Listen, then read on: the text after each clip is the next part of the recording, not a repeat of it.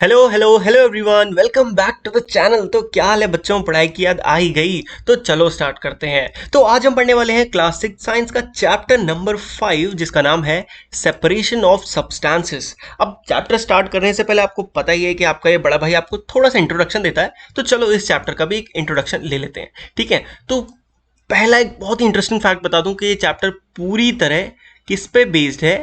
आपकी केमिस्ट्री पे। किस पे? आपकी केमिस्ट्री। मतलब जब आप सीनियर क्लासेस में आ जाओगे, आप केमिस्ट्री पढ़ोगे ना, समझ लो उसका पहला स्टेप है ये। उसी पूरी साइंस, केमिस्ट्री की जो पूरी साइंस है उसका पहला स्टेप है। हाँ भैया, सच में इतना इंटरेस्टिंग चैप्टर होने वाला है। हाँ, मैं ये बता दूं कि चैप्टर थोड़ा सा बड़ा है, थोड़ा इन्फॉर्मेटिव ज्यादा है, क्वेश्चन आंसर ज्यादा है। तो अपना जो दिमाग है ना, उसको खुला रखना, अपनी आंखों को स्क्रीन पे बनाए रखना। और अगर तुमने ये कर लिया तो समझ लो तुम्हारा ये चैप्टर, ये चुटकी चुटकी सुन रहे हो ना, चुटकियों में खत्म होने वाला है। तो चलो वीडियो को स्टार्ट करते हैं विदाउट एनी फर्दर डिले। तो there are many instances when we notice a substance being separated from a mixture of material। ऐसे लाइफ में कई ऐसे मौके आते हैं जब हम देखते हैं कि किसी एक चीज को किसी दूसरी चीज से अलग करा जा रहा है, जिसको हम क्या कहते हैं? सेपरेशन। चैप्टर का नाम ही है सेपरेट। सेपरेशन यानी कि किन्हीं दो चीजों को अलग अलग करना। जैसे कि चाय, जब आप चाय छानते हो तो क्या करते हो? उसमें से चाय पत्ती अलग रह जाती है और चाय अलग हो जाती है। आप क्या कर रहे हो? आप एक तरीके से सेपरेट कर रहे हो टी को, उसकी टी जो लीव्स, इसको टी लीव्स कहते हैं ना, टी लीव्स से। ये आप पढ़ोगे तो किन किन तरीकों से कर सकते हो, क्या क्या क्यों कर सकते हो, ये सब चीजों के हमें आज आंसर जानने हैं। बस इतना सही चैप्टर है, ज्यादा दिमाग तो लगाना ही नहीं होता यार, है ना। बात करते हैं ग्रेन। अब ग्रेन क्या? अनाज is separated from stocks. Stocks क्या होता है? अब देखो यहाँ फोटो से समझा देता हूँ पूरा पूरा। अरे कहाँ गया फोटो? चलो एक मिनट रुको, फोटो से ही समझोगे, वरना तुम समझोगे कहाँ। ये देखो, ये जो होते हैं, ये दिख रहे हैं, ये अनाज है। अनाज को ऐसे इकट्ठा करके रख दिया जाता है खेतों में, और उससे फिर ये जो ग्रेन है ना, ये अलग करने होते हैं। तो इन्हें कहते हैं स्टॉक से ग्रेन आपका अलग करना। ठीक है, हम तो बड़ी जल्दी आगे आ गए। अरे भैया अभी पूरा समझेंगे। Grain is separated from stocks while harvesting. Milk और कर्ड इज चर्नड। यहाँ पे एक नया वर्ड आया है जो कि इंपॉर्टेंट है, जिसको मैं हाईलाइट कर दे रहा हूँ। ये आपको समझना है, चर्न क्या होता है। अरे बहुत आसान चीज है। घर पे जब तुमने कभी लस्सी बनाई है, लस्सी बनाते हैं तो हम क्या करते हैं? रई चलाते हैं ना, रई। तो बस उसी रई को गोल गोल घुमाने को कहते हैं चर्न करना। एक नया इंग्लिश वर्ड है बस अपनी देसी चीज के लिए। मिल्क और कर्ड यानी कि दही और दूध को जब हम ऐसे रई चलाते हैं उसमें, तो उससे क्या बन जाता है? उससे बटर लग हो जाता है, मक्खन। As we learn in chapter 3 we gin. Ginning पढ़ी थी ना लास्ट चैप्टर में। क्या कह रहे हो भैया, हमने नहीं पढ़ी? यार ये तो गलत बात है यार। जैसे ये चैप्टर खत्म हो चुपचाप जाना और पिछला चैप्टर भी कवर करना, और जो जो छूटे हैं सब कवर करना, ठीक है। कॉटन, हम गिनिंग कब करते थे? जब कॉटन के फील्ड में से हमें कॉटन का जो कॉटन बॉल्स होती थी उनको अलग करना होता था, हम गिनिंग करते थे। तो उसमें भी हम क्या कर रहे हैं? कॉटन बॉल्स को सेपरेट कर रहे हैं। ठीक है, फाइबर को सेपरेट कर रहे हैं।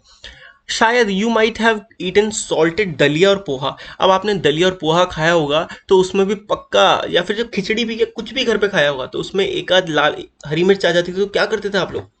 इसको निकालो। टमाटर आ गया, टमाटर निकालो। ये सब होता है ना। ये सब किन चीजों के एग्जाम्पल आपको मैं बता रहा हूँ? ये सब एग्जाम्पल्स हैं सेपरेशन के। आप अपनी लाइफ में सेपरेशन हर दूसरे मिनट किसी न किसी चीज का करते ही रहते हो। ठीक है, यहाँ पे एग्जाम्पल दे रखा है चर्निंग का। ये देख लो, चर्निंग ऐसे की जाती है। थोड़ा स्टाइलिश है, हम अपने घर पे देसी तरीके से कर देते हैं। ठीक है, लिखा है ना चर्निंग। बात करें मैंगो और गुआवा का, मिक्सचर दिया जाए, मतलब एक थोड़े से आम काटे, थोड़े से गुआवा का, गुआवा यार अमरूद, अमरूद काट के आपको दिया जाए, उनको तो आप आराम से हाथ से अलग कर लोगे। बट वहीं पे अगर मैंने कहा कि आपको मैं मिट्टी और सैंड यानी कि और सॉल्ट, सॉल्ट इन दोनों का मिक्सचर दे दूं, तो क्या अलग कर पाओगे हाथ से? नेवर भैया, हमसे कहाँ होगा। तो बस ये सीखना है कि इन सब चीजों को कैसे करा जाता है। ठीक है, तो अब बात करी जा रही है कि एक मिक्सचर है जिसमें सैंड है और क्या है आपके ग्रेन्स। ग्रेन यानी कि आपका अनाज, यानी गेहूं, गेहूं में जो सैंड होती है उनको कैसे निकाला जाए, इसी का प्रोसेस की बात करी जा रही है। ठीक है, एक्टिविटी वगैरह तो छोड़ो, एक्टिविटी में हम कुछ चीजें देख लेते हैं। देखो, तीन तरीके के सेपरेशन प्रोसेस होते हैं। पहला, जिसमें हम सेपरेट करते हैं स्टोन्स को राइस से। सॉरी, ये प्रोसेस नहीं है, ये एक एग्जाम्पल है। और प्रोसेस ये है जिसमें हम सेपरेट करते हैं दो डिफरेंट चीजों के, जिसमें से यूजफुल कंपोनेंट हमको अलग निकालना होता है। तो पहला यूज क्या हो गया कि हम क्यों उनको सेपरेट करते हैं। एक्चुअली ये टेबल क्या है, यहां से देखो, ये पूरी टेबल आपके लिए क्वेश्चन है। Why do we separate substances, जो कि बहुत चांसेस है कि आपके पेपर में आएगी, क्योंकि आपके एनसीईआरटी का फर्स्ट क्वेश्चन ही शायद यही है, जितना मुझे याद आ रहा है। ठीक है, तो ध्यान से पढ़ लो। पहला हो गया to separate two different but useful component. हम दो को अलग अलग करते हैं जिनमें से कोई एक हमारे लिए यूजफुल होता है। ठीक है, दूसरा, to remove non useful component. दूसरा हम सेपरेशन क्यों करते हैं, जैसे कोई चीज़ है जिसमें से हमें एक चीज़ नहीं चाहिए, उनको निकाल दी। देखा जाए तो ये दोनों कई हद तक सेम है, बट आपको अलग अलग लिखना है क्योंकि एनसीईआरटी ने दिया है।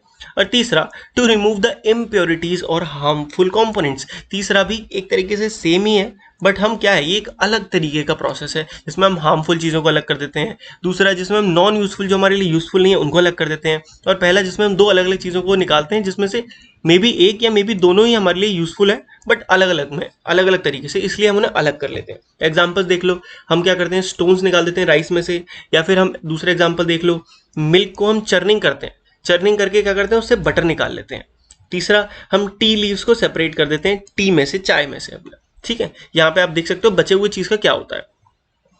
अब हम क्या पढ़ रहे थे, कैन यू मैच ईच। हाँ जी, हमने मैच कर लिया। We see that before we use a substance we need to separate harmful or non-useful substances that may be mixed with it. Sometimes we separate even useful component if we need to use them separately. कई बार हम ऐसा करते हैं, क्योंकि मैंने आपको भी बता दिया।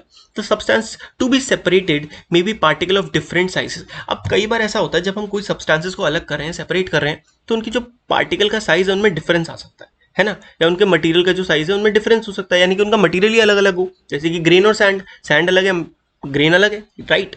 There may be solid, liquid और इवन गैसेस। या फिर आप क्या कर रहे हो, पानी है उसमें कंकड़ पड़े हैं, तो क्या है, एक लिक्विड है और एक सॉलिड है, इस तरीके से। तो ऐसी चीजों को सेपरेट करने के क्या क्या तरीके हैं, ये सब कुछ देखने के लिए अब हम पढ़ने वाले हैं सबसे इंपॉर्टेंट चीज इस पूरे चैप्टर की, जो है मेथड्स ऑफ सेपरेशन। अब आपको यहीं बस सिंपल सा ध्यान लगाना है, और अगर यहाँ आपने मेरी बात ध्यान से सुन ली, समझ लो ये चैप्टर आपका यूं चुटकियों में खत्म हो जाएगा। ठीक है, अभी तक हमने क्या समझा, एक इंपॉर्टेंट क्वेश्चन अभी तक हमने डिस्कस करा, जो कि था why do we separate substances, कि हम सब्सटेंसेस को सेपरेट ही क्यों करते हैं। तो आपने 3 आंसर यहाँ से उठा लिए।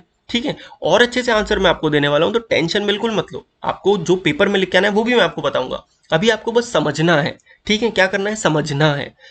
ओके, तो अब हम समझने जा रहे हैं मेथड्स ऑफ सेपरेशन, जिसमें से पहला आपका आता है हैंड पिकिंग। ये तो भाई सुनने से ही पता चल रहा है कि हैंड पिकिंग क्या होती है, यानी कि ये भैया देख लो, ये हमारे अंकल जी जो है हैंड पिकिंग कर रहे हैं। क्या आपने घर पे देखा, जब खिचड़ी बनती है, चावल बनते हैं, तो मम्मी प्लेट में लेके चावल, उसमें से जो गंदी चीजें होती हैं या फिर जो कंकड़ पत्थर होते हैं उनको निकाल देती हैं हाथ से ही, तो बस उसे ही कहते हैं हैंड पिकिंग। अब इसमें मैं आपका टाइम वेस्ट नहीं करना चाहता। This method of hand picking can be used for separating slightly larger sized impurities. बस इसमें आपको ये एक चीज ध्यान रखनी है कि जैसे कि चावल है, अब चावल थोड़े बड़े होते हैं और जो कीड़े होते हैं वो भी थोड़े बड़े होते हैं, तो क्लियर सिंपल सी बात है, मतलब वो देख सकते हैं हम उन्हें आराम से, इसलिए हम उन्हें निकाल सकते हैं। ठीक है, तो ये याद रखना कि ऐसा नहीं कि आप दुनिया के किसी भी 2 चीजों में हैंड पिकिंग यूज कर सकते हो।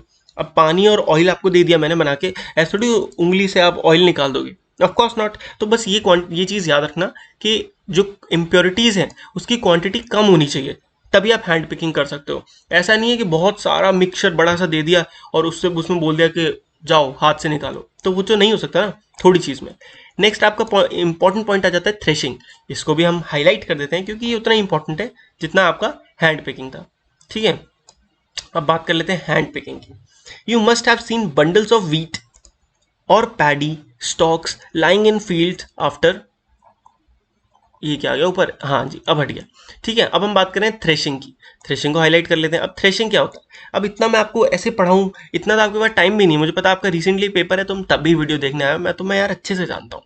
ठीक है, तो थ्रेशिंग को मैं तुम्हें आसान भाषा में समझाता हूँ, और उसकी जो डेफिनेशन है वो सब कुछ हम क्वेश्चन आंसर में देखेंगे। अभी आपको मैं फटाफट पूरा चैप्टर समझा रहा हूँ ताकि आप कुछ अपने मन से आए, मतलब क्वेश्चन उल्टा पुल्टा आ जाए तो भी आप अपने मन से बता सको। अब थ्रेशिंग क्या होती है, ठीक है, थ्रेशिंग सुनने में क्या लग रहा है, थ्रेश करना यानी कि पीटना। थ्रेश मतलब होता है पीटना, बस इतना याद रखना। तो जैसे ये ग्रेन्स है, ठीक है, अब ग्रेन्स क्या होता है, बहुत ज्यादा क्वांटिटी में होते हैं। एक खेत में कितने सारे अनाज उगता है ना, कितने सारे। अब अनाज कुछ ऐसा होता है, देखो ये ऐसा ऐसा ऐसा ऐसा ऐसा ऐसा ऐसा, इस तरीके का एक पेड़ होता है अनाज का। ठीक है, उसमें यहाँ पूरे पूरे बीज होते हैं पूरे में, और वो बीज ही हमें काम के होते हैं। अब अगर एक एक करके हाथ से निकालने पे आऊँ, एक जन्म तो पूरा बीत जाएगा ना। अब इतना तो टाइम है नहीं, तो हम क्या करते हैं, हम क्या, किसान जो लोग होते हैं वो क्या करते हैं, एक पूरा ऐसे उठाते हैं हाथ में और ताड़ ताड़ ताड़ ताड़ जमीन पर मतलब एक पत्थर पर मारते हैं, जिससे क्या होता है, सारे जो बीज होते हैं वो अलग निकल जाते हैं। इसे क्या कहते हैं, थ्रेशिंग। कितना सिंपल था ना। अभी डेफिनेशन की बात करेंगे, यहाँ से समझो। The process that is use to separate grains from stalks etcetera is threshing. In the process stalks are beaten to free the grain seed. बस इतना ही समझना था। अगर तुमने समझ लिया तो वेरी वेल गुड, आगे बढ़ते हैं। नेक्स्ट हमारा इंपॉर्टेंट पॉइंट है विनोइंग। हाईलाइट हाईलाइट हाईलाइट कर देते हैं। अभी तक हमने हैंड पिकिंग पढ़ लिया, थ्रेशिंग पढ़ लिया, अब हम आ चुके हैं विनोइंग पे। चर्निंग भी हमने समझ लिया, रई चलाना याद है ना, गोल गोल घुमाना। बात करते हैं अब विनोइंग क्या होता है। विनोइंग में तुम्हें इन आंटी के फोटो से समझा देता हूँ। कई बार ऐसा क्या होता है, जब हम दो चीज़ों का मिक्सचर को अलग कर रहे होते हैं, उनमें से एक चीज़ बहुत हल्की होती है। क्या भैया क्या कहना चाह रहे हो? अरे तुम एक काम करो, तुम सूखे सूखे पत्ते ले लो। सूखे पत्ते कितने हल्के होते हैं ना, उनको एकदम पीस लो, अपने हाथ में गुड़मुड़ी बना लो और चावलों में मिला दो। ठीक है, उसके बाद तुम इन आंटी की तरह ऊपर खड़े हो जाओ और उन चावलों को धीरे धीरे धीरे धीरे निकालो।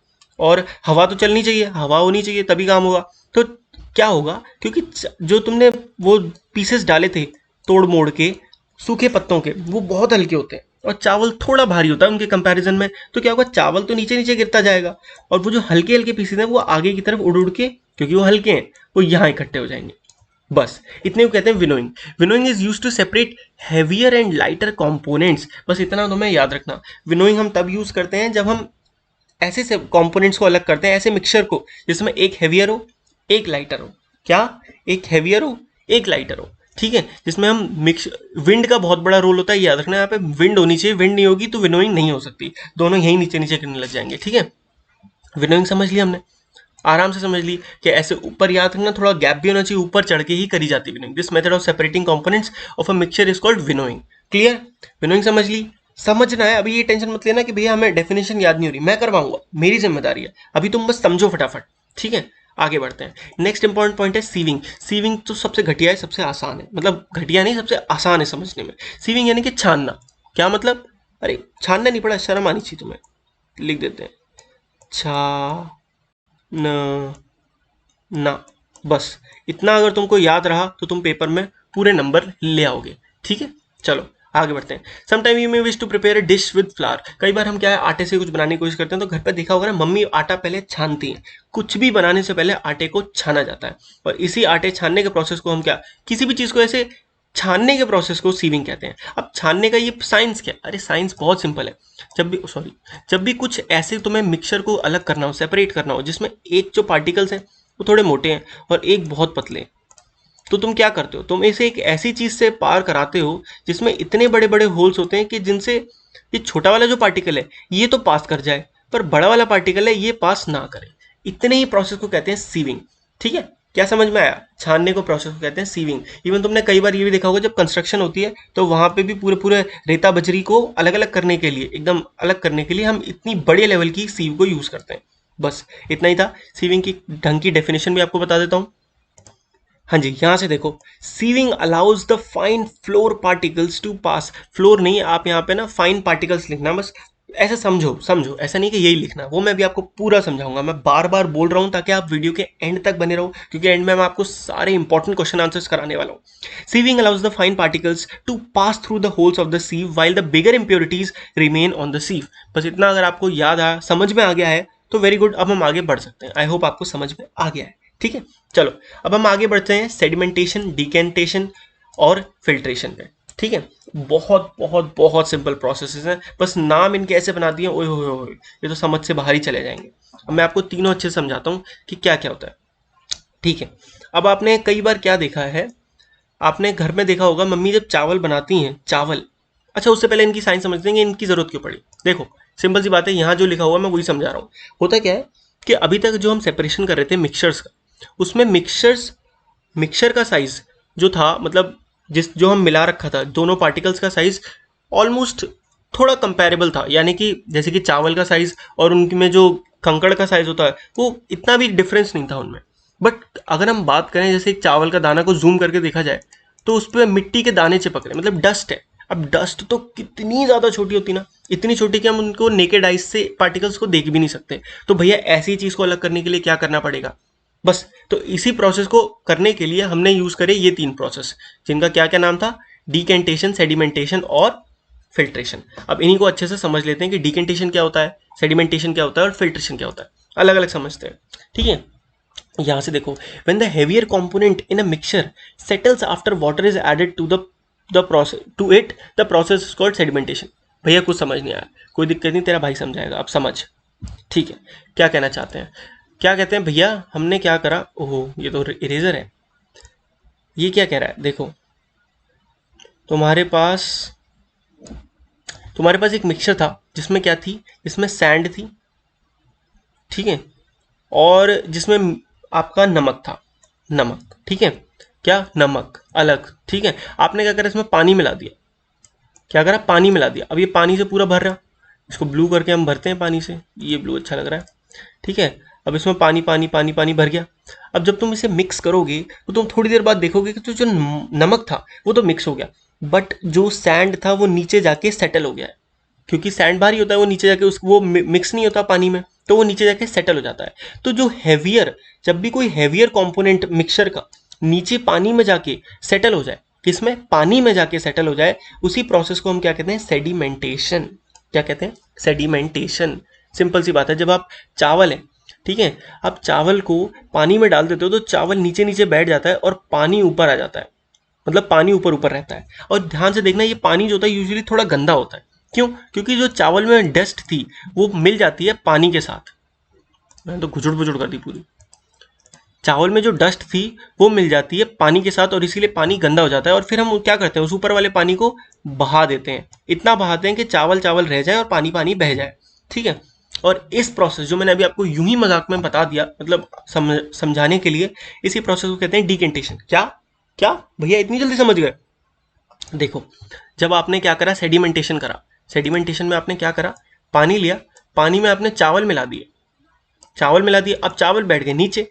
अब चावल में जो डस्ट थी वो पानी में मिक्स हो जाती है, ठीक है। अब पानी में जब वो मिक्स हो गई तो जो वाटर, जो गंदा पानी उसके साथ हो गया, जब आप उसको ऐसे करके ग्लास को टेढ़ा, सिंपल, कुछ उसमें साइंस नहीं है, ग्लास को टेढ़ा करके जब पानी बहा दोगे और इतना बहाओगे कि जो इंपॉर्टेंट चीज़ है, मतलब हमारे चावल है वो बचे हुए हैं और पानी पानी सब बह गया, तो इसी प्रोसेस को कहते हैं डीकेंटेशन।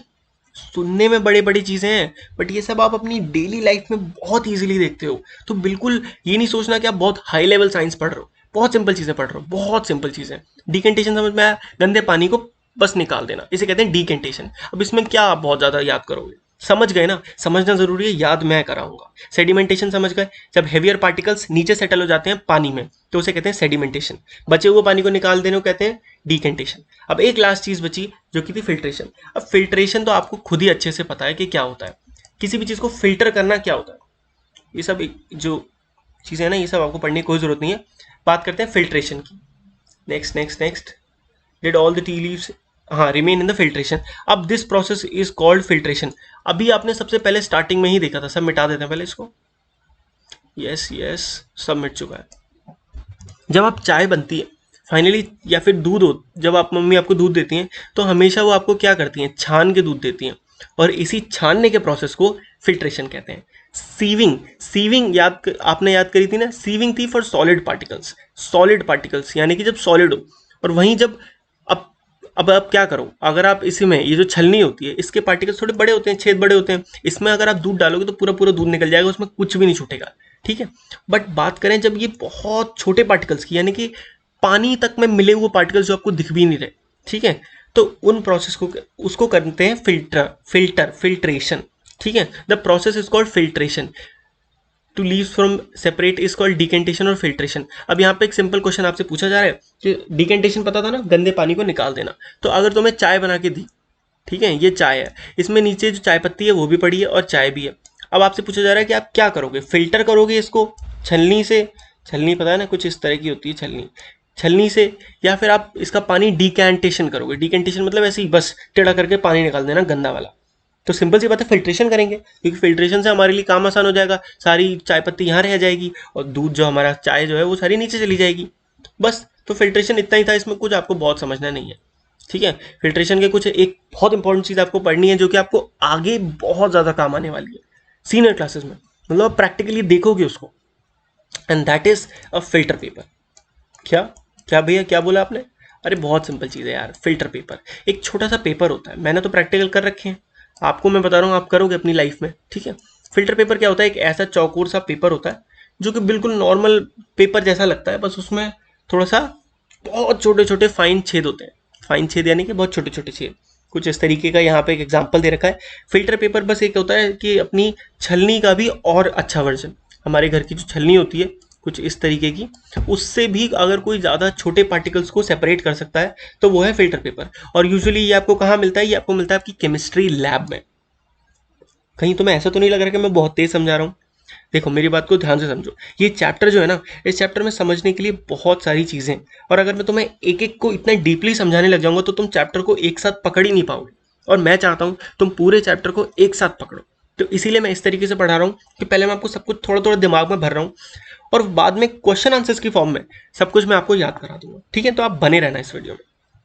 तो फिल्टर पेपर समझ में आया? जब आपको फिल्टर करना हो कोई बहुत फाइन चीज़, तो उसको हम यूज़ करते हैं फिल्टर पेपर का, जो कि आपको कहाँ मिलती है? केमिस्ट्री लैब में, और आप इसे यूज़ भी करोगे अपनी क्लास में। और इसको यूजुअली ऐसे ना क्या करा जाता है, ऐसे वो बना लिए जाते हैं कोन, कोन बना के आपके बीकर पे रख दिया जाता है, और फिर उसमें कुछ भी आप सोल्यूशन डालो, नीचे एकदम फाइन पार्टिकल निकल के आएगा, फाइन वाटर। ठीक है, आपका जो पानी है वो एकदम क्लियर हो जाएगा। ठीक, क्लियर। नेक्स्ट इंपॉर्टेंट प्रोसेस है जो कि है इवेपोरेशन। क्या है? इवेपोरेशन। इवेपोरेशन यानी कि भाप बन जाना। क्या? हाँ, बस इतना ही, भाप बन जाना। चलो अब इवेपोरेशन को थोड़ा अच्छे से समझते हैं। क्या करो, आपने पानी, कभी आपने पानी गर्म होते हुए देखा है? जब पानी गर्म हो रहा होता है तो उसमें ना धुआं निकल रहा होता है, बहुत ज़्यादा ज़्यादा। क्या निकल रहा होता है? धुआं। हाँ, कुछ इस तरीके से बाहर खूब सारा। अब ये जो धुआं ही क्या होता है? ये पानी ही भाप बन के उड़ रहा है, जिसकी वजह से आपके जो पानी है ना वो भी नीचे नीचे कम होता जाता है, थोड़ा बहुत थोड़ा कम हो जाता है। सिमिलरली दूध, जब दूध गर्म होता है तब भी उसमें भाप आती है। तो कोई भी चीज जब भाप बन के उड़ने लग जाए तो उसे कहते हैं इवेपोरेशन। ये रहा, the process of conversion of water into its vapour, it's called evaporation. Vapour यानी कि भाप, वेपर यानी कि भाप। क्लियर? बहुत खिचड़ पिचड़ हो गई, थोड़ा साफ कर देते हैं इसको। वेपर यानी कि भाप बन जाना। क्लियर? और भाप बन के एकदम उड़ जाती है, वो एटमॉस्फेयर में आपके मिक्स हो जाती है। इसी प्रोसेस को हम कहते हैं इवेपोरेशन। क्या कहते हैं? इवेपोरेशन। बस आपको ये अगर समझ में आ गया, the process of conversion of water into its vapour is called evaporation, तो आपके लिए इवेपोरेशन एकदम क्लियर है, और इसमें कुछ भी ऐसा नहीं है जो आप बहुत ज़्यादा आपको जरूरत पड़े समझने की। Okay, where do think salt comes from? अब यहाँ पे एक इंपॉर्टेंट क्वेश्चन है कि सॉल्ट कहाँ से आता है। आपको ये मैंने पिछले कई चैप्टर्स में बार बार बता चुका हूँ, सॉल्ट जो है आपका सी से आता है। सी यानी कि समुद्र, समुद्र पता है ना, सी वाटर, वहाँ से सी सॉल्ट आता है, सॉल्ट उसमें मिक्स होता है। तो करा क्या जाता है, जैसे ये आपका सी है, समझ लो ये सी है नीचे तक, और ये आपकी ऐसे लहरें आ रही हैं, और ये जो इतनी है ये चीज़, ये आपकी ज़मीन है। ठीक है, ज़मीन। अब करा क्या जाता है, अभी समझाता हूँ, ये मिटा दो। समझ गए ना? यहाँ पे जो पानी आ रहा है, यहाँ पे गड्ढा बना दिया जाता है, कुछ इस तरीके के गड्ढे बनाए जाते हैं। गड्ढे बना दिए, इनमें पानी आएगा क्योंकि इधर सी है, पानी आके इसमें भरेगा। समझो ऐसे, पानी आया इधर भरा, पानी आया इधर भरा, और पानी आया इधर भरा। फिर उन्हें 4-5 दिन ऐसे छोड़ दिया जाता है। 4-5 दिन छोड़ने से क्या होता है? 4-5 दिन छोड़ने से जितना भी सी वाटर होता है वो तो उड़ जाता है, और नीचे क्या बचता है आपका? नीचे बचता है आपका सिर्फ सॉल्ट, जो कि उसमें था। ठीक है, तो बस यही आपके लिए इवेपोरेशन का एक सबसे इंपॉर्टेंट चीज़ है। इवेपोरेशन को यूजुअली हम कब यूज़ करते हैं? जब हमें सॉल्ट जैसी चीज़ को अलग करना हो पानी से। ठीक है, to separate a mixture of water and salt हम यूज़ करते हैं क्या? इवेपोरेशन प्रोसेस को। यानी कि भैया क्या कहना चाहते हो? हाँ भाई, अगर तुम एक गिलास पानी में सॉल्ट मिला दोगे और उसको गर्म करने लग जाओगे तो पानी तो सारा उड़ जाएगा, और नीचे आपको आपका सॉल्ट जितना भी था वो मिल जाएगा। है ना? ग्रेट प्रोसेस, समझ में आ गया? सी का यूज भी होता है इसमें, ये देखो फोटो मैंने आपको बताया था, ये सी है। यहाँ गड्ढे बना दिए जाते हैं और फिर उनको वेट करा जाता है 3-4 दिन, धीरे धीरे पानी उड़ जाता है और नीचे नीचे आपका सॉल्ट बच जाता है, जैसा कि आपको यहाँ दिख रहा है। ठीक है, अब बात करते हैं use of more than one method of separation. यानी कि जब हम एक से ज़्यादा मेथड यूज करने पड़े सेपरेशन के। यूजुअली क्या होता है यार, कई कोई भी चीज़, जैसे कि हमने वो पढ़ा था, एक चावल है, बहुत सारे चावल है, एक चावल क्यों, जब हमें उन्हें बनाना होता है तो हमें उनको कितने तरीके से साफ करना पड़ता है। हम उनको पहले पानी में मिलाते हैं, तो हम सेडिमेंटेशन करते हैं, गंदा पानी, फिर हम गंदे पानी को निकालते हैं, तो उससे क्या होता है? उससे होता है आपका डिकेंटेशन। तो 2 प्रोसेस लग गए ना एक सिंपल से काम में। अब देखा जाए तो हम इसे एक भी मान सकते हैं, बट ये 2 प्रोसेस है। सिमिलरली लाइफ की ज़्यादातर सेपरेशन जो होती हैं, जो भी अपने आसपास हमारे होती हैं एटमॉस्फेयर में, उसमें एक से ज़्यादा प्रोसेस लग रहे होते हैं। ठीक है, तो बस हमें वही समझना है किस तरीके से काम करते हैं। We have studied some method of separation of substances from their mixture. हमने कुछ तो पढ़ लिए। Often one method is not sufficient to separate the different substances in a mixture. ज़्यादातर एक मेथड से काम नहीं हो पाता है, तो हमें ज़्यादा मेथड लेने पड़ते हैं। अब हम क्या समझते हैं? हम एक एग्जांपल लेते हैं, ठीक है, मैं आपको अपने तरीके से शॉर्ट में समझाता हूँ, ये तो बहुत लंबी राम कथा सुनाते हैं। सपोज करो मैंने तुमको एक कटोरी है, इसमें मैंने तुमको क्या क्या दिया, मैंने तुमको कहा कि भैया ये इसमें सॉल्ट है, क्या है, सॉल्ट, और दूसरा इसमें है आपका सैंड, सॉल्ट और सैंड दोनों मिक्स करके दिए, अब इन दोनों को सेपरेट करो, बस इतना करो। अगर आपको ये करना है तो ठीक है भैया, हम एक एक करके दिमाग लगा सकते हैं। क्या दिमाग लगाया आपने, आपने कहा भैया इसमें ना पानी मिला दो आप, अच्छा ठीक है, पानी मिला देते हैं। उसके लिए हम एक दूसरा बीकर ले लेते हैं ताकि हमें और अच्छे समझ में आए। ये है एक बड़ा बीकर जो हमने नया लिया, बीकर यानी कि कुछ भी, ग्लास ले लो, कुछ भी समझ लो, ठीक है। अब इसमें आपका जो सॉल्ट था वो तो था ही था, सबसे पहले हम मिलाते हैं इसमें पानी, ठीक है, पानी है इसमें खूब सारा, ओके। अब पानी आपको पता है जो सॉल्ट है वो तो पानी में मिक्स हो जाता है, हाँ भैया वो मिक्स हो गया, तो बचा क्या, जो आपकी जो सैंड है वो आपकी नीचे नीचे आ गई होगी, क्योंकि हमने पढ़ा था कि यहाँ पे क्या हो रहा है, यहाँ पे सेडिमेंटेशन हो गया, सेडिमेंटेशन हो गया, ठीक है। तो ये जो ऊपर का पानी था इसको आप निकाल के कर लो अलग, निकाल के अलग कर लो, तो जो आपकी सैंड है वो तो हो गई सेपरेट, पहला पार्ट हो गया। पर अब जो है यार हमारा नमक था, नमक तो उसी में रह गया, अब क्या करें, अब नमक को भी तो निकालना है, सॉल्ट को भी तो सेपरेट करना है, क्योंकि दोनों को सेपरेट करना था। तो यहाँ पे हम यूज करते हैं इवेपोरेशन का, क्योंकि अभी हमने पढ़ा था कि इवेपोरेशन यूज होता है सॉल्ट में से, पानी में से सॉल्ट निकालने के लिए। तो यहाँ पे देखो हमने क्या करा, सिंपली ऐसी केटली ली जिसमें हमारा यही वाला पानी था, यही वाला जिसमें सॉल्ट मिक्स था, और इसमें ये एक छेद बना रखा है। अब इसका क्या यूज है अभी बताते हैं।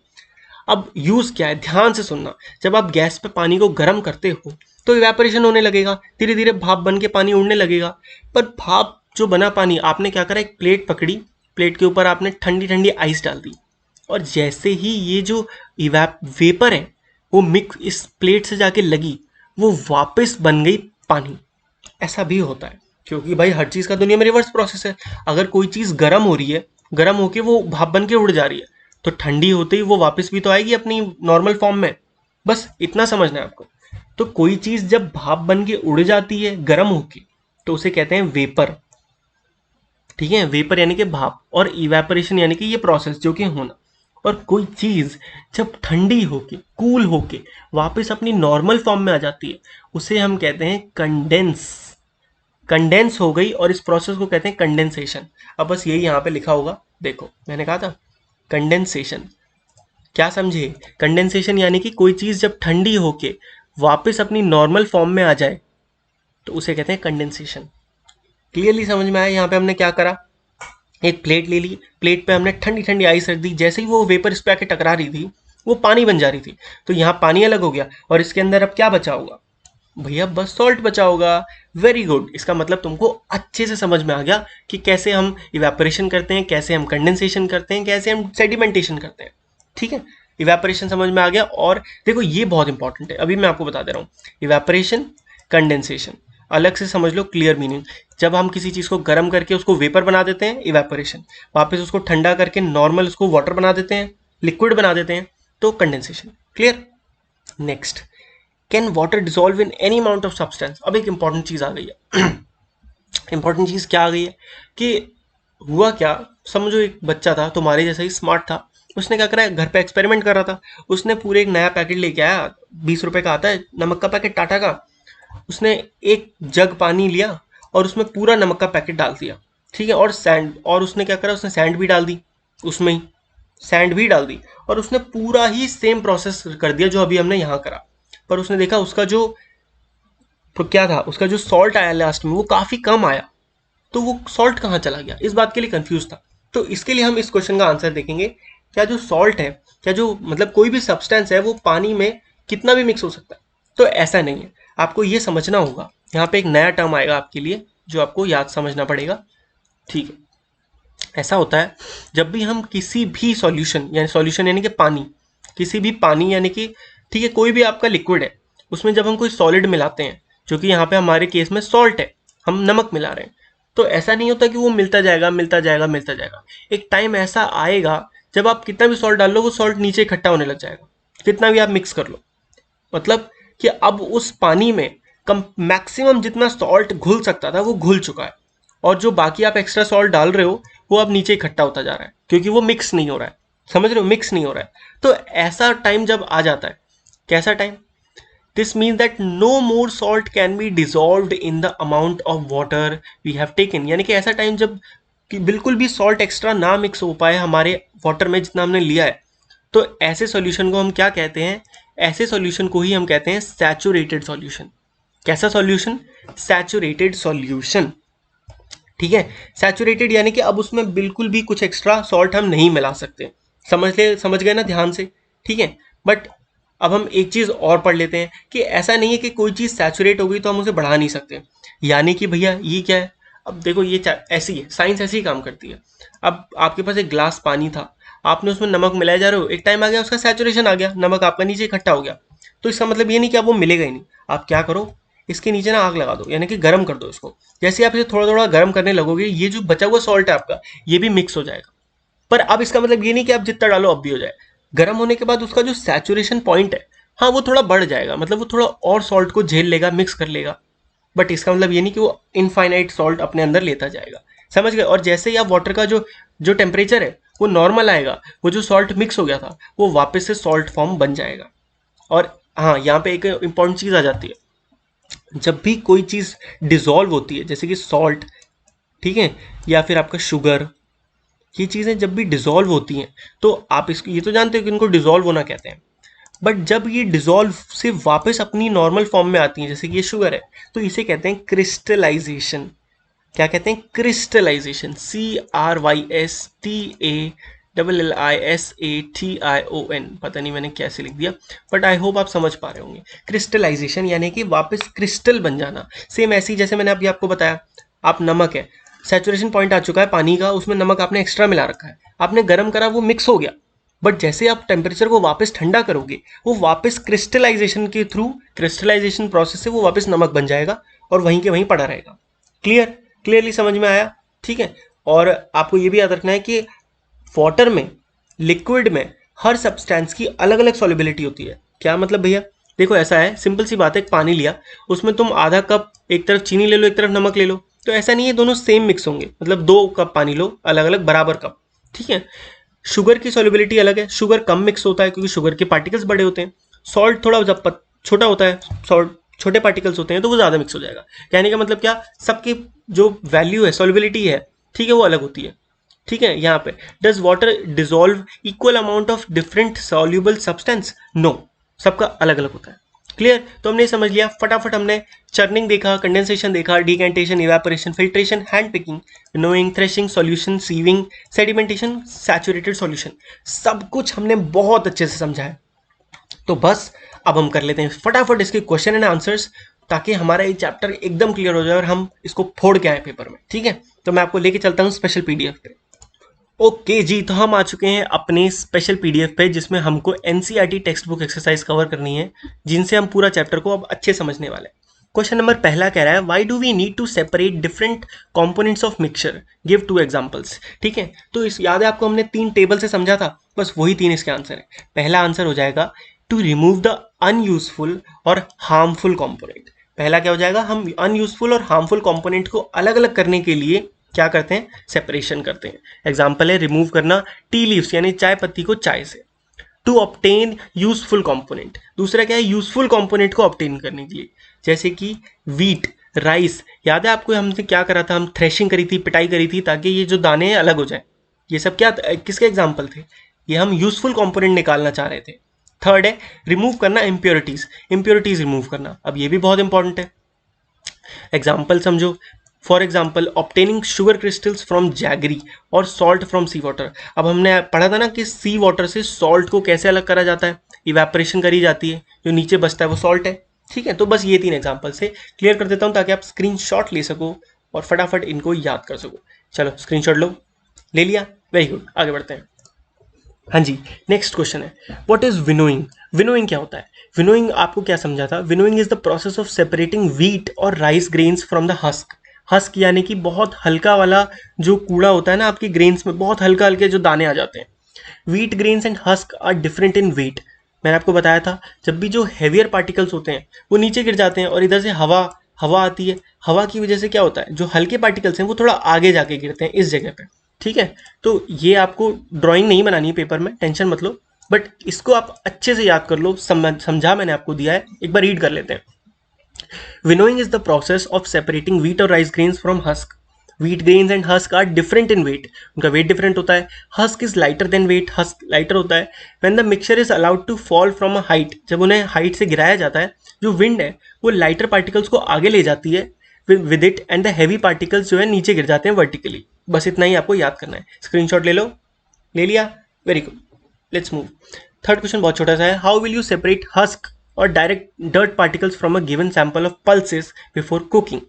अब जहां पे बात करी जा रही है, ऐसा मत करना कि हस्क का नाम आ गया, हस्क यानी कि कूड़ा, ठीक है, हस्क का नाम आ गया तो तुम फटाफट विनोइंग विनोइंग कर दो। पेपर में दिमाग लगाना, याद करना कि जब भी विनोइंग हो रही होगी तो वो ज़्यादा पार्टिकल के लिए होती है। किसके लिए? ज़्यादा पार्टिकल के लिए, बहुत ज़्यादा क्वांटिटी हो। और जब भी आपको कम क्वांटिटी हो आपके लिए, तो आप यूजुअली हैंड पिकिंग प्रेफर करोगे। यहाँ पे लिखा जा रहा है बिफोर कुकिंग, यानी कि आपको खाना बनाना है, खाने के लिए आप बहुत ज़्यादा दाल तो लेते नहीं हो। यहाँ पे आप देखो दाल, पूरा एग्जाम्पल जो आपकी मम्मी घर पे करती है, आपकी मम्मी को जब दाल बनानी होती है, पल्स यानी कि दाल, तो वो क्या करती है, हैंड पिकिंग से सारी डर्ट और हस्क निकाल देती है। ठीक है, लास्ट फोर्थ क्वेश्चन है, व्हाट इज सीविंग। एक मिनट क्लियर कर दूं ताकि आप स्क्रीनशॉट ले सको। एक काम करते हैं, ये क्वेश्चन भी पढ़ लेते हैं फिर स्क्रीनशॉट लेना। What is sieving? सीविंग मैंने आपको बताया था छानना, क्या छानना, वेयर इट इज यूज्ड। तो sieving is the method to separate particles of different size. जब आपको डिफरेंट साइज के पार्टिकल्स को सेपरेट करना हो तो आप सीविंग को यूज करते हो। Undesirable particles can be separated from grains by this method. अब आपके अनडिजायरेबल पार्टिकल जो आपको नहीं चाहिए, वो ग्रेन्स आपके अनाज गेहूं से अलग हो सकते हैं इस प्रोसेस के through. The size of holes, ये सीव है, इसमें होल्स होते हैं बहुत सारे, उसका साइज को ऐसा बनाया जाता है जो पार्टिकल के अकॉर्डिंग हो। जैसे कि अगर आपको आटा छानना है तो ऐसा होगा कि जिनसे आटा तो पार हो सके, बट जो इम्प्योरिटीज हैं वो पार ना हो पाए। ठीक है, कैश्यू फैक्ट्रीज, कैश्यू नट्स, इन सब चीज़ों में इनका यूज़ करा जाता है। Jewellers also separate pearls of different size of this method. Pearls यानी कि मोती, ऐसी आपकी छलनियाँ होती हैं जिससे मोती छोटे छोटे वाले पार हो जाते हैं, बड़े बड़े रह जाते हैं। या फिर सबसे बढ़िया आप यूज़ करो, sieving flour become before consuming is not a good practice. We should consume it along with husk before husk provides roughage which is useful for our body. अब ये जो पॉइंट है ना, ये आपको बिल्कुल भी पेपर पे नहीं लिखना है, बट आपको समझना है। मतलब पेपर में आपको ये सब नहीं लिख के आना, ज्ञान नहीं देना फालतू का, बट आप समझ लो। फर्स्ट चैप्टर में आपने पढ़ा था रफेज जरूरी होते हैं हमारी लाइफ के लिए। रफेज हमसे किन से मिलते हैं? प्लांट्स वगैरह से मिलते हैं। तो ये कह रहे हैं कि आटे को कभी भी छान के नहीं खाना चाहिए, ऐसे ही बिना छाने उसके जो डर्ट पार्टिकल्स हैं उनके साथ खाना चाहिए, तो हमें ज़्यादा एनर्जी मिलती है। बट क्लियरली बात है, हमें टेस्ट नहीं आता, इसलिए हम छानते हैं। तो अभी हमें उस पर नहीं जाना है, अभी हमें सिर्फ अपने मार्क्स अच्छे करने हैं। तो उसके लिए आप सीविंग को ये डेफिनेशन लिखना, एग्जाम्पल में आप सिंपली लिखना फॉर यूज्ड इन कंस्ट्रक्शन, या फिर यूज्ड इन फ्लोर, फ्लोर यानी कि आटा, for used in separating floor. इस तरीके से कोई भी आप एग्जाम्पल लिख सकते हो। ड्राइंग से आप अच्छे से समझ पा रहे हो, इसलिए मैंने ऐसा वो लिया है पीडीएफ। नेक्स्ट है, how will you separate sand and water from their mixture. बात करी जा रही है सैंड और किसकी, वाटर की, उनका मिक्सचर है दे दिया। ठीक है, अब आपको कैसे करना है, यहाँ पे सिंपल सी बात है कि जो प्रोसेस आप यूज करोगे वो आपको सबसे पहले पता होना चाहिए। लेट्स सी इसमें क्या दे रखा है, एक बीकर लो 100 ml का, हाँ जी, इसमें half filled with given of sample water. ये जो सैंपल हमको दे रखा है ऊपर सैंड वाटर वाला, वो आप भर लो। इसको अच्छे से मिक्स करो।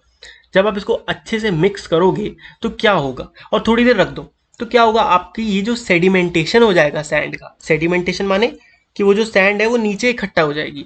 जैसे ही वो सैंड नीचे इकट्ठा हो गई, उसके बाद आपके लिए ऊपर का पानी तो नॉर्मल है। आप ऊपर के पानी को क्या करो, धीरे धीरे आप एक दूसरे वाटर में, मतलब दूसरे बीकर में एक एक करके गिरा लो। Sand gets settled at the bottom of the beaker. After some time, water can be separated by decantation process and sand is left in the beaker. अब देखा जाए इस क्वेश्चन में सिर्फ 2 प्रोसेस लगे बड़े सिंपल वाले, जो आपके पेपर में वर्ड यूज करने हैं। पहला, आप सैंड का कराओगे सेडिमेंटेशन, एस से सैंड, एस से सेडिमेंटेशन, ठीक है। उसके बाद जो बचा हुआ वाटर है उसका आप करोगे डीकेंटेशन, ठीक है। इस तरीके से आप अपना आंसर लिख सकते हो, स्क्रीनशॉट ले लो, ठीक है। और ये वर्ड जरूर यूज करना, दोनों मार्क्स फुल आ जाएंगे। चाहो तो ये डायग्राम बना देना और अच्छे मार्क्स आ जाएंगे। Next, is it possible to separate sugar mixed with wheat flour? If yes, how would you do it, how will you do it? तो क्वेश्चन क्या पूछ रहा है, क्वेश्चन पूछ रहा है कि हमने आपको एक मिक्सचर दिया, जिस मिक्सचर में हमने आपको दिया शुगर, चीनी और व्हीट फ्लोर यानी कि गेहूं का आटा। तो आप समझो कि इनमें क्या डिफरेंस है इन दोनों में। भैया बहुत आसान है, जो चीनी होती है वो बड़ी होती है और जो आटा होता है वो बहुत छोटा होता है। बस तो ऐसे प्रोसेस के लिए हम क्या यूज करते थे, हम यूज करते थे sieving. Sieving, yes we can separate sugar from wheat flour by sieving in the mixture of sugar and wheat flour. Sieving allows the fine flour particles to pass through the holes of the सीव।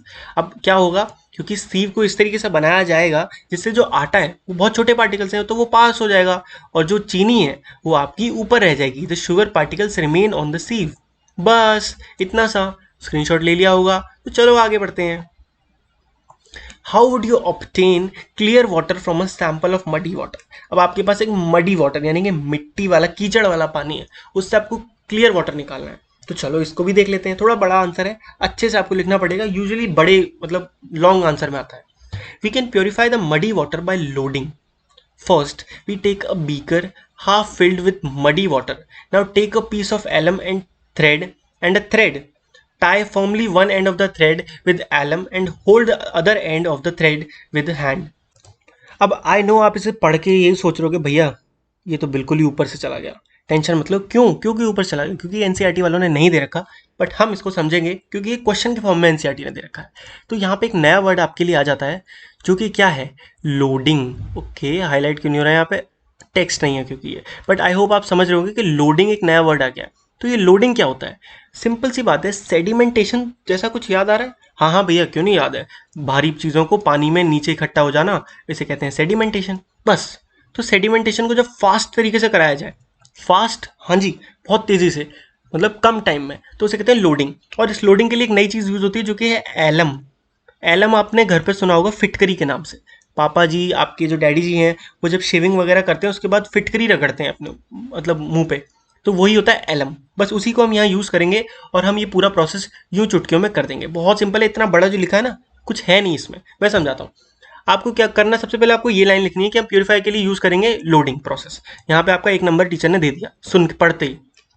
उसके बाद आपको समझाना है कि आप एक beaker में 100 ml आपका मडी वाटर लो जो दे रखा था। उसके बाद एलम जो है उसको एक धागे से बांध लो, ठीक है, अच्छे से एक तरफ एक तरीके से, और दूसरी तरफ से उसको कस के पकड़ लो, ठीक है, मतलब ऐसे कि वो गिर ना पड़े हाथ से।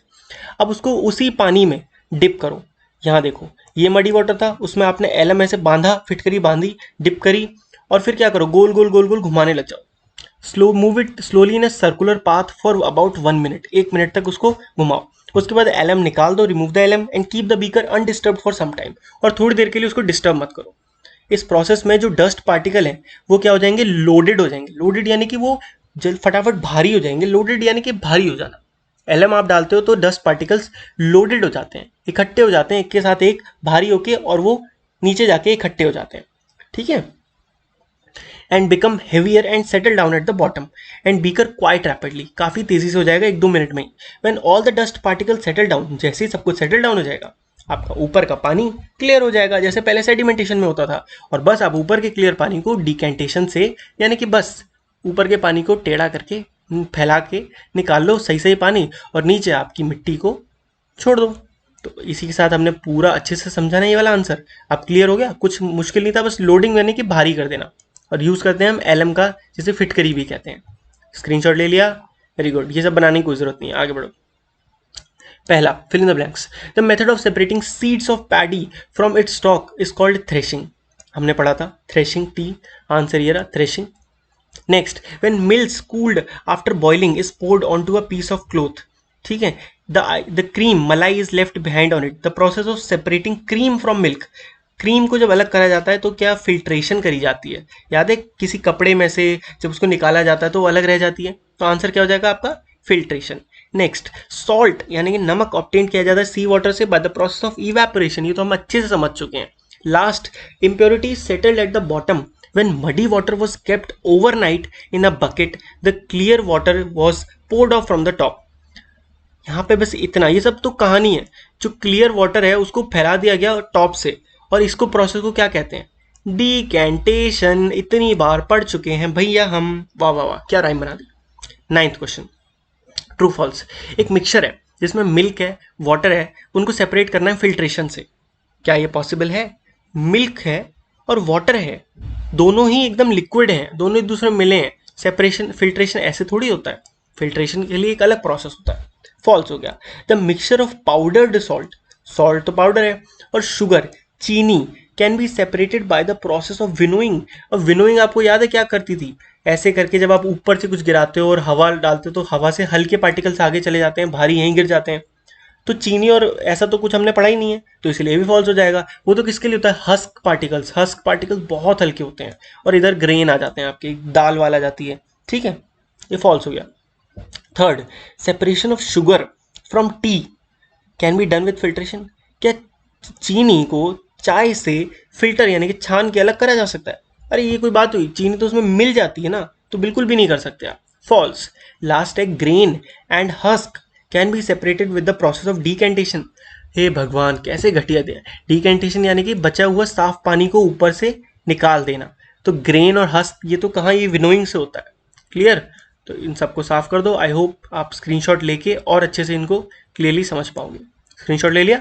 चलो आगे बढ़ते हैं। ओहो, लास्ट क्वेश्चन में हम आ चुके हैं। लेमनेड, लेमनेड यानी कि नींबू पानी, is prepared by mixing lemon juice and sugar in water. ऐसे ही बनता है। You wish to add ice to cool it, आपने सोचा कि इसमें थोड़ी ठंडी ठंडी आइस डाल दी जाए। क्या should you add ice to the lemonade before और आफ्टर डिजॉल्विंग शुगर? अभी आपसे पूछ रहे हैं जो आइस है वो आपको कब डालनी चाहिए, कब, in which case would it be possible to dissolve more sugar. अब यहाँ पे एक बहुत इंपॉर्टेंट अच्छा लाइफ के लिए क्वेश्चन आ क्या, हाँ जी, अगर ये क्वेश्चन आप समझ गए तो आपके लिए नींबू पानी बनाना बहुत अच्छा हो जाएगा। मैंने आपको क्या बताया था सैचुरेटेड सॉल्यूशंस के बारे में।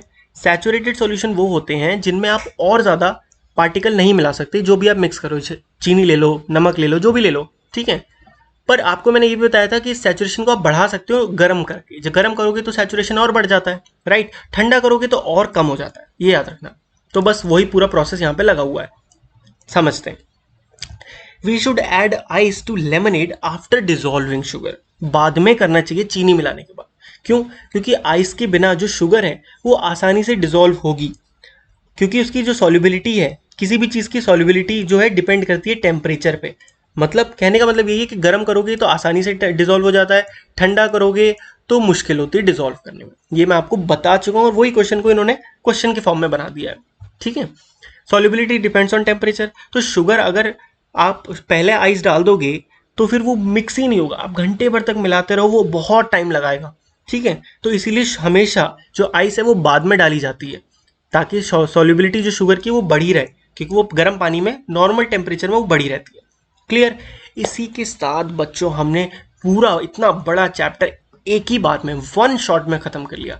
आई होप आपका ये चैप्टर आपको समझ में आ गया होगा, आप अपने क्वेश्चन में फुल मार्क्स लाने वाले हो, मेरा सपोर्ट है आपके साथ, ठीक है। अगर आप इस फैमिली का पार्ट नहीं बने हो, चैनल सब्सक्राइब कर लो, हम इसी तरीके से पूरा सिलेबस मजे में कवर करने वाले हैं, ठीक है। I hope you like this video. समझ में आ गया? कमेंट करे बिना बिल्कुल मत जाना। मिलते हैं नेक्स्ट वीडियो में, तब तक के लिए गुड बाय, टेक केयर, पढ़ते रहिए।